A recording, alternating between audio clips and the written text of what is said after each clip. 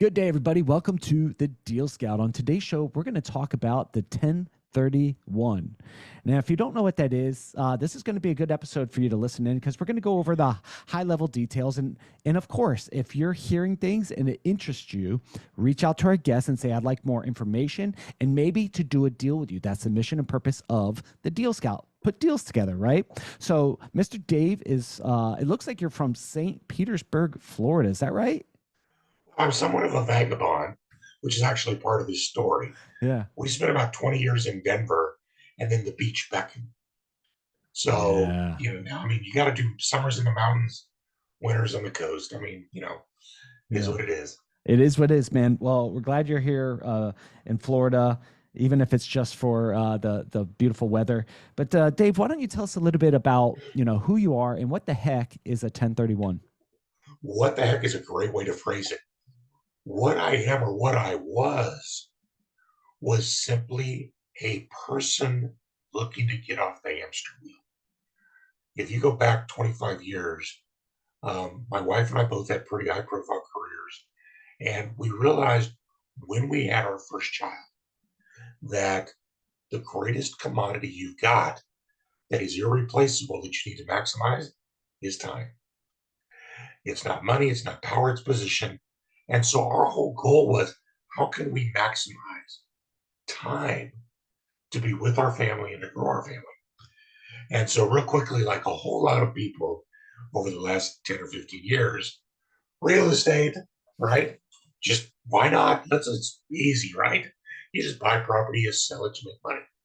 Well, because I'm a ready, fire, aim kind of guy, that's exactly what I did. I went and bought a duplex in Denver.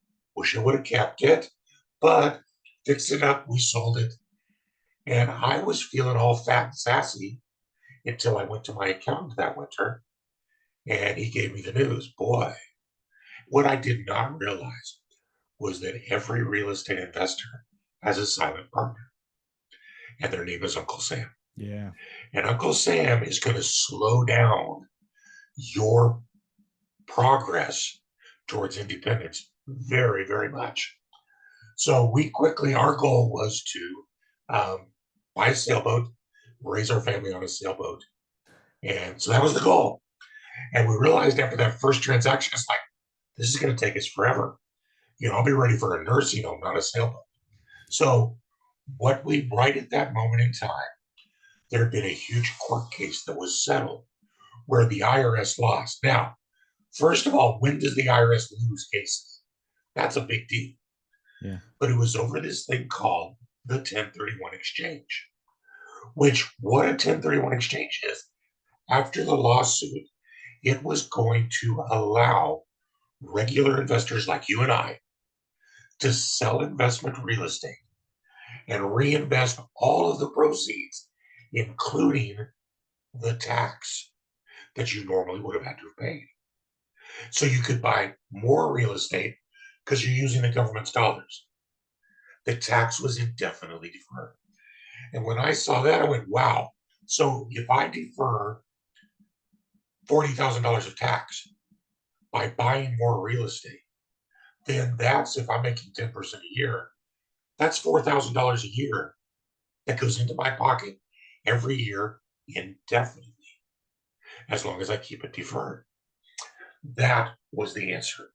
So from that moment, instead of selling and banking money to make our goal, we started to do 1031 exchanges with our portfolio and moved it from Colorado to Connecticut, which was on the coast, but we forgot to remember that there's no warm weather.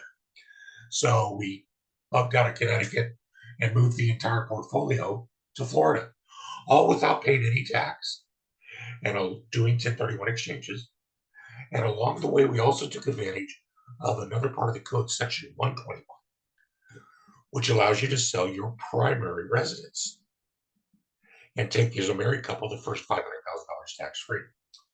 So as we went from location to location, we would convert a rental property here and there into our primary residence, live in it long enough, sell it. That money, which was tax free, went into the buy the boat kitty. The rest of the money went into buying a fleet of vacation rentals over time. And we were able in 10 years to buy a 53-foot sailboat, move our family onto it, and live off of the income from our vacation rentals and my private 1031 clients. Yeah. And that's what the 1031 exchange did for me. And so early on, I realized nobody knows about this. This is awesome for me. I want to share it. I want to do it. So for the last 24 years, we've been doing 1031s for others as well. Yeah.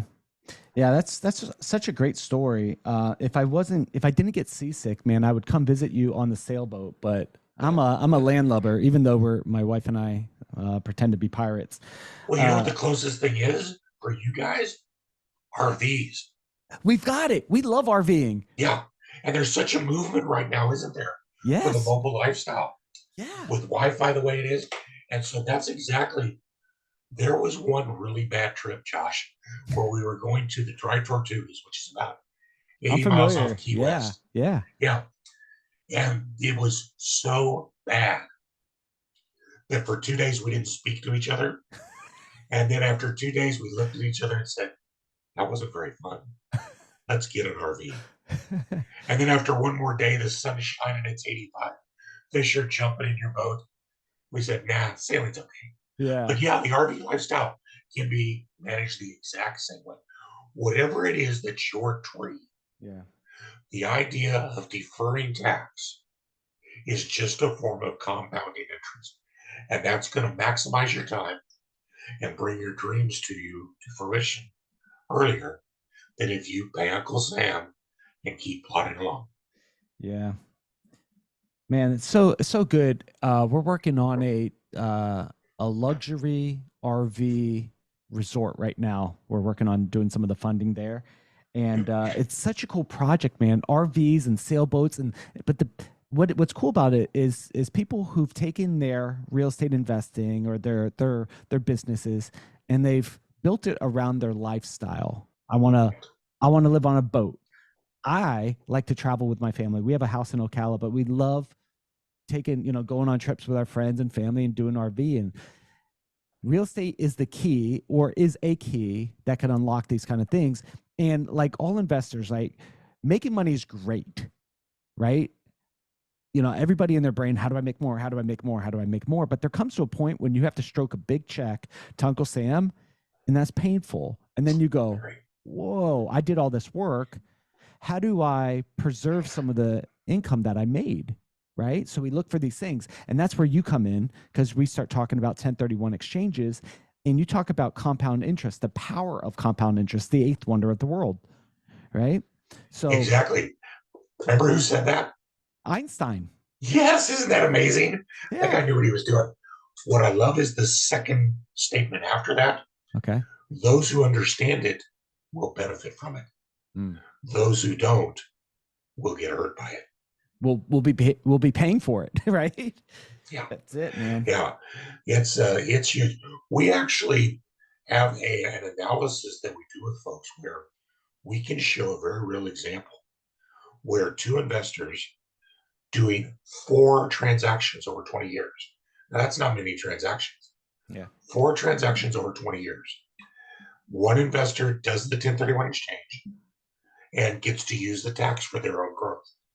The other investor pays the tax as they go. And everything else is constant.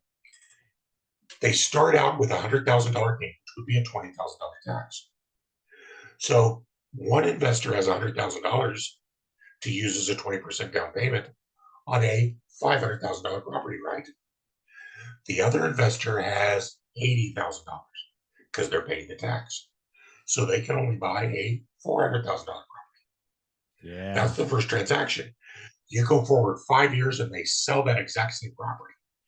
And because mathematics is so cool, the growth of a larger amount becomes exponential. So the investor that's deferring that tax then sells at a much higher rate amount. And again, they defer the tax. And at the end of 4 transactions only, over 20 years, with everything constant, the investor that does the 1031 exchanges ends up owning about $12.5 billion of real estate. Now with debt and everything, the other investor who paid the tax as they went. So they weren't able to use it, has about 4.5 million. I'm not going to cry for either one, but who would you Right. rather be? I'd rather be the beneficiary of the first one, right? Right. Exactly. But Exactly. the beauty of that story is it could be done over time. What I love about the 1031 exchange is it does take time, right? Because you have to put time behind it. You just can't be, flipping things left and right here and there, right? Is my assumption correct? There's No, that's time period. exactly right. They're not for like fix and flip. Yeah. So if you're an adrenaline junkie, the 1031s, you probably want to do a couple fix and flips just to keep yourself sane. But the 1031 is for buy and hold investors. People that like to buy property and hold it for productive use. Yeah. And what that does for you is it's not only going to allow you to avail yourself of the 1031, but it's going to allow you to slow down so you can get the benefits of real estate ownership. Yeah. People think it's all about the sell, right? There's actually the old proverb was, you make money in real estate when you buy it, Yeah. right? Yeah. What the 1031 exchange teaches us is that you determine how much you keep of that money when you sell it, Yeah. by how you sell it. And along the way, there's some crazy things that people don't even realize that they're getting the benefit of. So cash flow from owning real estate, good enough, right? But while you're doing that, you're also getting this little thing called appreciation, where your property is gaining value every year. Who gets the benefit when you sell? You do. There's also this thing called amortization, because a little bit of your loan is paid off every month, not just the interest, but a little bit of the principal. And who's paying that? Yeah. Your tenants, not you. Yeah. So theoretically, if you've got a 30-year loan on a property and you hold it for 30 years, your tenants will have paid off all of that money and you get the benefit of it. The fourth factor of the internal rate of return calculation is depreciation. And the 1031 is awesome because of the tax benefit. Depreciation does the exact same thing. It's a pretend game from the IRS that lets you pretend that your property lost value every year. Mm-hmm. If it's residential property, it's 1/27. So basically, you lose 1/27th of the value of your real estate every year. You get to write that off on your taxes. So it becomes a loss, so you pay less tax. But you really didn't lose the money, did you? Because appreciation is making it up on the backside. But here's the nasty gram from the IRS, Josh. When you sell real estate, they make you do what is called recapture the depreciation. They give you a gift and then they make you pay it back. Yeah. I'm sorry, that's just not cool. But the 1031 exchange allows you to defer not only the gain, but it allows you to avoid having to pay back the depreciation.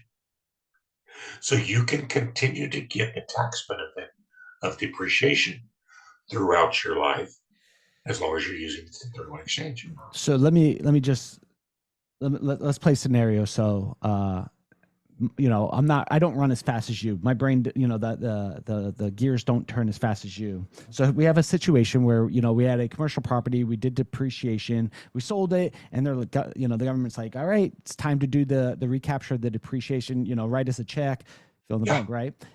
And then we meet a guy named Dave and he goes, okay, let's have this conversation about the 1031 exchange and the vehicle here, right?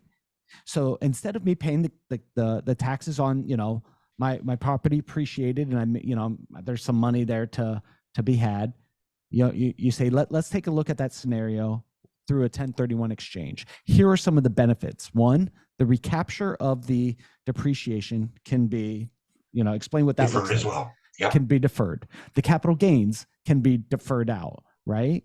So essentially, I roll that money, including the taxes, the depreciation, into the next project. And now I've just force multiplied my ability to accelerate wealth on project number 2. And actually, that phrase force multiply, Yeah. that's exactly right. Yeah. That's huge, isn't it? Yeah. Yes. what if the market doesn't appreciate? What, like we're coming in a time, like we're recording this as of August 2023, right? Especially in Florida, everything's been blowing up and going up, and everything real estate's been going off the roof. What if things start going down, like we saw in maybe '08? Okay, I got a great answer for that. You know what we're going to do? We're going to go through an exercise called the 4 Ds of 1031 exchange. And we're going to see how you do on this quiz. Okay. But the first answer to your question right there is that the first D of 1031 investing is to defer. Okay. Because the 1031 exchange will allow you to move your real estate from anywhere you sell it to anywhere else. So let's back up to about 2012 when the San Francisco Bay Area was going wonkers, right? Yeah. But what happened? Elon moved to Austin. And everybody in the Bay started selling these hugely appreciating properties in the San Francisco Bay, and they were buying cheap dirt in Austin, Texas. So they sold in a highly appreciated environment and then bought where appreciation was just getting going. What a great way to position yourself. I don't know what the equivalent is because you're right. Florida's just gone crazy. Mm-hmm. And I was sitting at the bridge coming onto our island, and I was behind a 2023 Bentley convertible. Oh, cool. With Montana license plates. Get out of here. I What are they doing here? The Californians are here. Actually, that is kind of funny, isn't it? Yeah. California's now got hurricanes, and we've got Californians. So, yeah, I don't know where the next one is. Yeah. But wherever that next place is, yeah, that's going to appreciate, the 1031 exchange can take you there. Yeah. Now, you deal with a lot of commercial real estate. Mm-hmm. Same thing is true. You can use the 1031 exchange to change classes of real estate. Yeah. So early on in a market, it's cheaper to buy existing construction. Yeah. And then later, as the market gets long in the tooth, new construction. So you can use the 1031 to sell from old and buy new. And the other thing that gets you, or from multifamily to self-storage or mobile home parks. Exactly. And you can also use it to escape looming capital expenses. You own a house that's going to need a $40,000 roof. Well, that's going to take a chunk out of your profit. Sell it now before you have to, and go buy new construction where you're not going to have to put any money in it for 10 or 15 years. Yeah. Cool. So anywhere in the country, any type of real estate, the 1031 exchange can accommodate that. All right. Before we go there, any type, we're going to talk about how could this play in the residential space? Because you said that there's a code 121 or section 121 that allows primary residence. But before we go there, you said 4 Ds of the 1031. Let me see if I could guess one. Right? You got the defer. Defer was the first. Depreciation. That's a good D, but the second D is actually defer. Okay. Defer and defer. Yeah. Are the other two defer? Oh, hang with me. Okay. So the second D of defer is because as we go through our life cycle, we're always looking for where we're going to end up, right? Yeah. Life is a series of planned events, hopefully. And so you can use the 1031 exchange to go from active investing to passive investing. The move from having 10 single-family homes with a lot of effort to one multifamily property that maybe has on-site management, or into triple net commercial properties, into anything where you're going to be saving time because time is that commodity. And as well, you can start looking towards, as you start going from active to passive, you're going to start to look at where you want to retire. So the idea is to position your portfolio where you want to retire if you like to manage it. So you sell your properties in Cincinnati over time. You go move them all to Sarasota.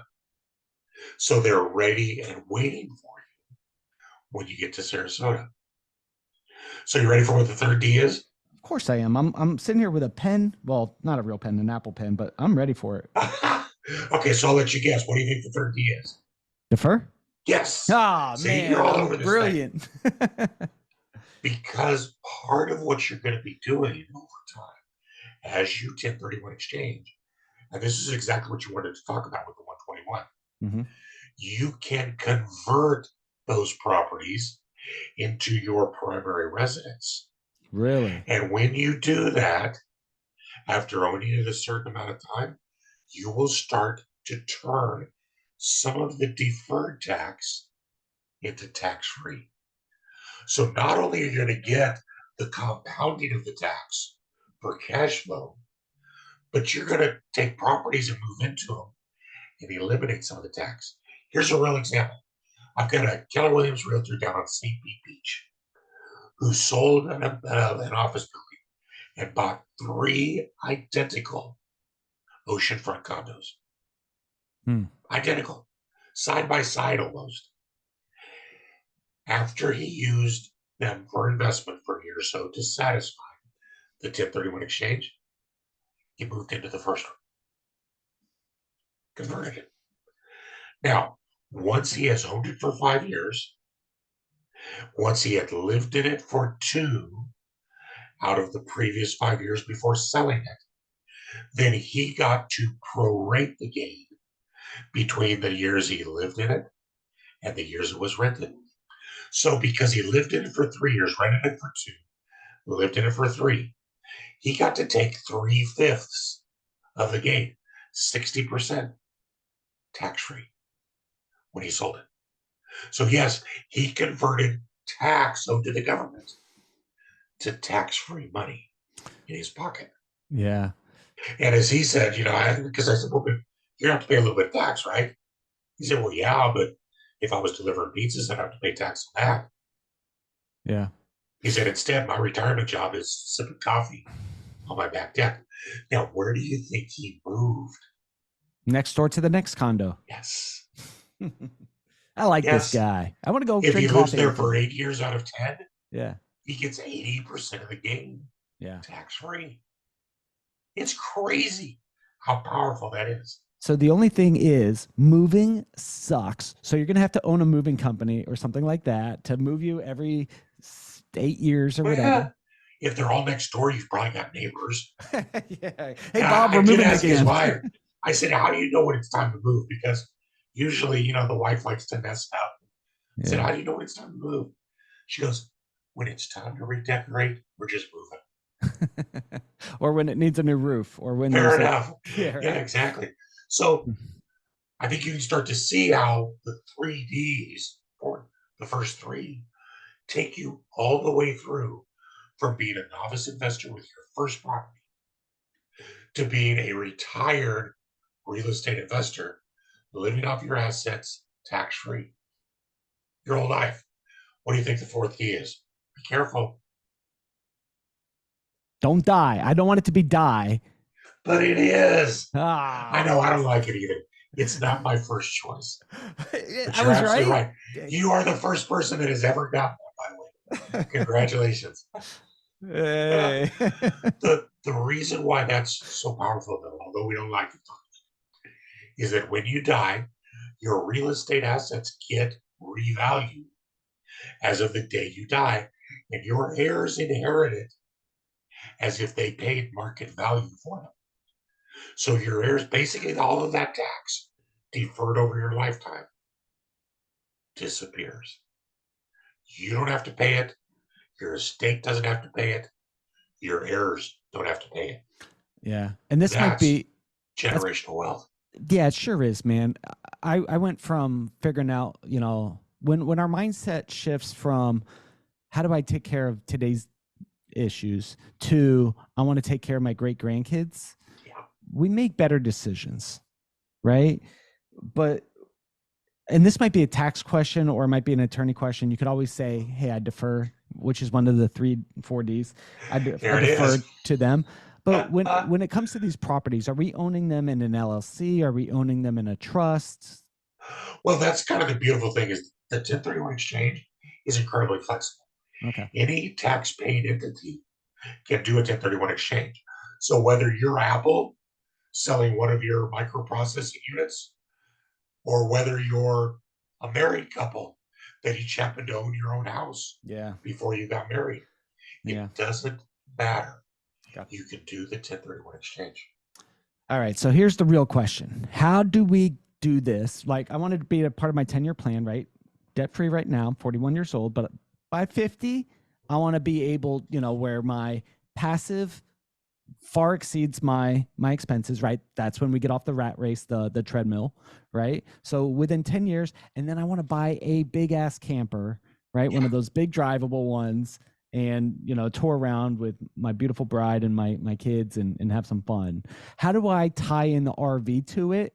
Or is there a way to make that happen? Because you Well, did it yeah, with a that's sailboat. exactly. So just in the same way we did the sailboat, Yeah. we would convert a property. So we started in Denver, Hmm. and then my wife is a saint. I can even tell you how many times we moved. Finally, there was one time when she did this and said, I'm not moving. If you want to move us, you got to do it. So yeah, I'm not that guy. Yeah. But as we would buy houses, we would live in it for 2 years. Yeah. We would sell them, the profit tax free. Yeah.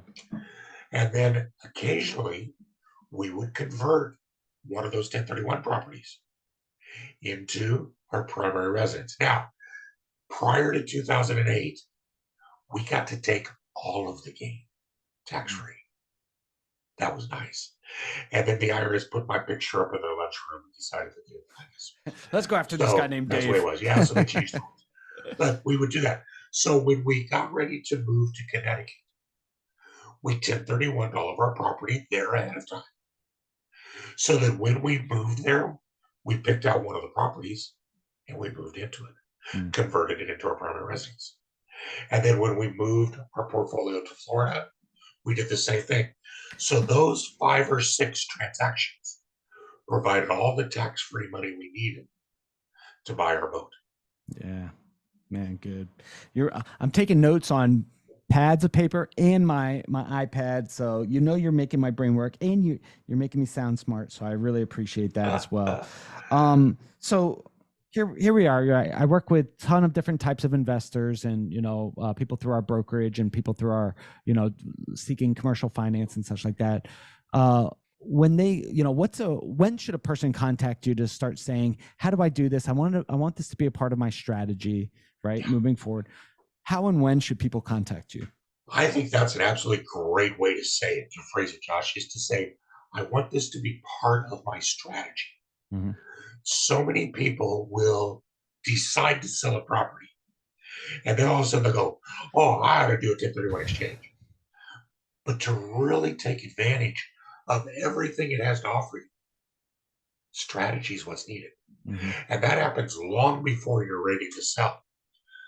For instance, we were talking for just a brief moment about fix and flip people, the adrenaline junkies that want to fix houses. I got to admit, there is something that is very soul satisfying to me about taking a hammer to a bunch of drywall. I love those projects. Yeah. They're awesome. The problem is that they don't work with 1031 exchange because your intent is not to hold the property, it's to sell it. Yeah. But what if the fix and flipper, it kind of work with me through the calendar on this. What if instead of fix and flipping, I bought the property, I fixed it, I put a renter in it, and then I refinanced it so I could buy my next flip? I really didn't slow myself down at all, did I? I got access to the money from a refinance to buy my next property. And I've also got a renter giving me cash flow and all those other benefits. And that property now, after I've rented it for say a year, is going to be eligible for a 1031. So look at what I can do in 18 months. I buy one, I put a renter in it, I'll refi it, I buy my next project. What am I going to do with that one? Fix it, put a renter in it, and refinance it to get my third one. Yeah. All of this is going to happen. By 18 months, I'm going to have 4 or 5 properties that are fix and flip properties, but every one of them I've held long enough that I can do 1031 exchanges on. And I have a couple clients that'll do 20 or 30 exchanges a year. And they fix and flip all the time. But every property they're flipping, they've rented for more than a year. Yeah. That Now, takes time but it to make that compounds, model work. and it compounds. So you could leverage this through the single family, stuff, but you could also leverage it through bigger asset classes like mobile home parks. Can you do it with land, large tracts of land? Absolutely. Okay. Does it have to be zoned a specific thing? Could it be A1 or Land, as long as you're holding it for investment. okay. So it could be agricultural land that's farmed. It could be land that you buy to put an RV campground on. Yeah. It could be land that is an interstate exchange on 275, where you're buying it to hold while progress catches up. Cool. Yeah, Yeah. remember how slow things used to be around Brooksville? Look at what's growing up there now, right? Yeah. Yeah. So this is what I call kind of the ebb and flow of 1031 investing, Yeah. is because you can sell one property and buy multiple properties. So you can get bigger in terms of more assets, or you can sell several assets, 1031 exchange to buy one larger asset. Okay. Whatever the market is telling you, you could use the 1031 to get there. So the answer, when? Earlier rather than later, strategically speaking. The last moment that someone could get a 1031 going, you have to use the services of an unrelated third party. That's what we do. We have no other relationship other than we're doing the 1031 for you. And we have to be involved prior to the closing of the sale. Yeah. Yeah. So, I mean, our world's record's 22 minutes. But as long as it's before the sale, that's where all this gray hair came from. As long as it's before the sale, you can do the 1031. I still get calls every month. Dave, I just sold a property last week. The money's at the title company. I'm ready to do my 1031. Yeah. Yeah, sorry, you're not. That ship Yeah. sailed. So sooner rather than later to take full advantage of the strategy, Yeah. but definitely before closing the sale. All right. So we got to talk about the pressure of the 1031, right? Hey, Dave, 22 minutes. I got a closing. I need you to come in here. We're going to get some more gray hairs. You might even lose some. I got this big deal that's closing. I forgot your number. I bring you in. We get the 1031 set up. We close. All right. 10 million bucks in my pocket, ready to rock and roll. There's a pressure that's associated with the 1031. Yeah. Tell me about it. Yeah, don't relax. Don't relax yet. Because you've only got 45 more days to identify your potential replacement properties. So if you're trying to eat up $10 million, you got some shopping to do. And is it And you have a 45 business days. days? Is it 45 business days or 45 days period? 45 calendar days. Okay. Got it. Yeah. Midnight on day 45 is the witching hour. Yeah. And my operations plant is in Denver. So that's like 2:00 Eastern time. Yeah. I don't know. You just, whatever your email timestamp is, that's what's going to be what matters. 45 days to identify, total of 180 to close. Now, that can become really problematic when the market's hot. Yes. So what I like to tell people is do the hard thing first. If you're in a market that's overheated and you can't find inventory, go find your replacement property and get it under contract before you sell your old property. Yeah. So you already know what you're going to buy. We've done this successfully with thousands of California clients who would put their property on the market. It would have 50 offers day one. Yeah. And so we just say, stop, don't put it on the market. Let's go get your new property under contract first. Now, you can use your own earnest money. You can lock it up however you want. You can give earnest money that goes hard and is non-refundable, whatever it takes. And then as soon as you get a contract for that, list your property for sale. Yeah. Because you can go into contract any order you want. We just have to close the sale before you close the purchase. 45 days, calendar days from midnight to identify the property. All right. So I've identified the property. I got it under contract. I have 180 days from the closing to close the next one, right? So Correct. 45 is a part of that, right? Yep. Okay. Day number 170, the deal falls apart. What the heck do I do now? I've got 10 days. I'll buy you a cup of coffee or a beer and we are going to commiserate. because there's no extensions at all, Yeah. unless it's been something like a wildfire or a hurricane An for a act of God. class of taxpayers. Okay, so it has to be a force majeure, like a class of act, an act of God or whatever that the term is, to give Yeah, you an extension. exactly. Now, if you're still within your 45-day period, you just identify new properties. Yeah. But if you're past day 45, only the properties on that list will count. So And even if you named several, yeah, by the time you're at day 170, none of those other properties are going to be available. yeah, I literally have a client right now who's buying a bunch of Northport, Florida land, yeah, and he got saucy and tried to negotiate a little too cleverly with them. yeah, And he lost out on all of them. And then he called me up because I want to name more properties. I said, you can't. Those are the properties on your list. yeah. He went back and renegotiated with the new buyer of every one of those to give them more money than they outbid him for, just so he could purchase them to defer his tax. That was a sad day. Yeah. So, okay. So, day number 181, you and I are getting coffee and say, we missed it because I tried to negotiate too hard and I lost a deal. And you're like, Josh, I told you, don't do that. And I'm like, I know, I'm a deal guy, right? So, day 181, I write a check or I prepare to write a check. Is that how it works? Well, right, because you're going to pay the same amount of tax Yeah. at the same time you normally would have. Yeah. That's the beauty. There's no penalty for starting a 1031 exchange.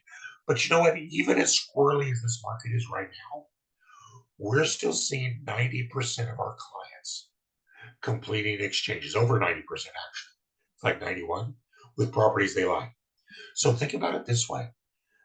If a garden variety 1031 costs you $1,000, I'm selling you lottery tickets for $1,000 each. That's a lot. But you have a 90% chance of winning $50,000. How many are you going to buy? Yeah. A lot. Take that chance every time, right? Yeah. So it's worth starting them just to look around. So there's no penalty for not. Now there Right. might be a cost associated to getting started with you, right? Right. Or to get some consultant or someone to help you through the process. But the upside is phenomenal. The upside potential is phenomenal. And the downside risk is you might lose out on some consulting fees and maybe running around like a chicken with your head cut off for 180 days, right? Well, yeah, that's exactly right. I mean, Yeah. for us, and we're pretty market in the middle of the market. For us, if your sale's $1 million or less, your exchange is going to cost you about $950. Oh gosh, yeah. It's not much at all. And that's a tax deductible as well. So the real cost to you is like $500. But you're looking to save, if your tax is $50,000, well, that really represents $5,000 of income. Yeah. Hey, here's the analogy. That stupid house that I sold in Denver 30 years ago, if I would have kept it and not paid the tax on it and kept deferring it, my tax was about $30,000. If I would have kept that by doing a 1031, I would have made $3,000 a year for 30 years. 30 years. Yeah. I'm really dumb. Which would But I barely keep learned. up with the cost of eggs, right? But like the compound interest of doing 20, 30 different projects like that, that's when we get exponential wealth. Exactly. Yeah. So Dave, what's a good place for, the people in my audience are like, okay, Josh, we got it. We're about to sell a project and we need Dave. We want his brain. Where's a good place for people to connect with you and ask your opinion? We've created an entire website based on education. Okay. And it's at the1031investor.com. Okay. And the reason for that is, you won't believe this, but the 1031 exchange has been in statute since 1920. Wow. But still people don't understand it. Yeah. And as it was starting to grow in the last ramp up, in 2008 happened, right? The dark days. Yeah. 2/3 of the realtors in America quit being realtors. We lost that knowledge base. Yeah. Most of my investors went bankrupt or got Alzheimer's. They were out of it in the interim. So there was nothing going there. And the greatest buying group in this new ramp up was 12 years old when 1031s were popular the last time. Nobody had a clue. So the 1031investor.com, we've got calculators for you. Mhm. We have a YouTube video series. You got access to my book, which just came out in press last month, and access to us for consultation as well. Cool. What's your book called? Lifetime Tax-Free Wealth, the 1031 the Real Estate Investor's Guide to the 1031 Exchange. Cool. You can pick it up at Amazon, just like normal. Awesome. All right, the 1031, and that's 1031investor.com. Exactly. Awesome. Dave, during this interview, there's probably a question that I left out that I probably should have asked you. What question is that? And if you can't come up with one, I got one for you. Well, I'm going to let you go for it because I think we covered a lot of ground. What's the name of your boat? And why did you name it? Odyssey. But it was ODYSEA. And it was based on, well, the sea thing was just kind of kitschy, right? Yeah. But it was based on this cool childhood series called Adventures in Odyssey. I know that. I used to watch that as a kid.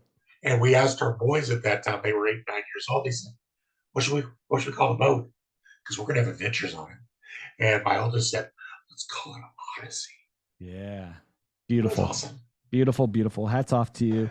There's the boat right there. Hey, it's in the picture. He's holding it up. And the crew. Super cool, Dave.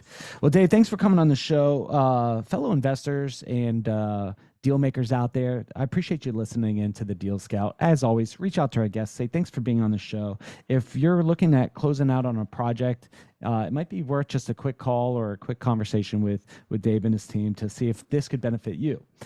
So reach out to them. Their contact information will be in the show notes. If you are working on a deal, especially right now in commercial real estate, we're running a series right now on commercial real estate, and you'd like to talk about it here on the show, head over to thedealscout.com, fill out a quick form, and maybe we'll get you on the show next. Till then, we will talk to you all on the next episode. Bye, guys.